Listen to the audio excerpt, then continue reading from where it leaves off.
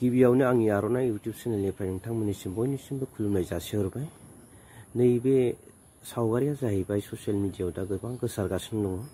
बेहाय लिरदों जे जोंनि बर'खौ रेप खालामलायनो एफा साहस जाबाय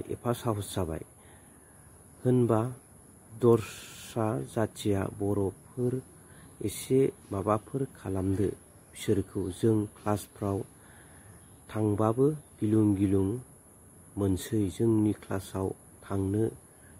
क्लासाव थांनो गिबाय, एफा गोजान सान्थियो। माने बिथांमोनहा गोबां खना खना जायगानिफ्राय क्लासाव थाङो जाहैदों, कलेजफ्राव। दा बिथांमोनहा बे क्लासाव थांनायाव गोबां उसुबिदा मोनबाय। माने बेहायनो जोंनि बर' हारिखौ गोबां बिसोरो सुबिदा लायै बायदि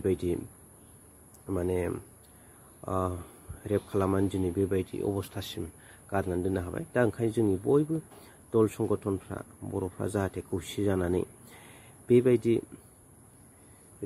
जानायफ्रा जाहाथे जाया, बेखौ जोङो बयबो ज' जानानै गोख्रों जानांसिगौ।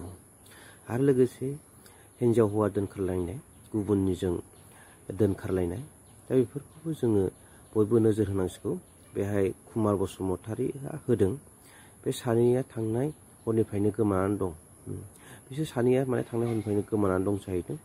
बिथांमोनखौ सोरबा नुयोबा कन्टेक्ट नाम्बाराव, बे होखानाय कन्टेक्ट नाम्बाराव कल खालामनानै खोन्थाहरनो हागोन। मानोना जोंनि दोनखारलायनायफ्रा गोबां बारा जाबाय। आरो बेनिखायनो जोंनि बिहामजोफ्रा एसे सांग्रां जानाया मोजां, आरो बिहामजोनि गारजेनफ्रा एसे सांग्रां जानाया मोजांसै।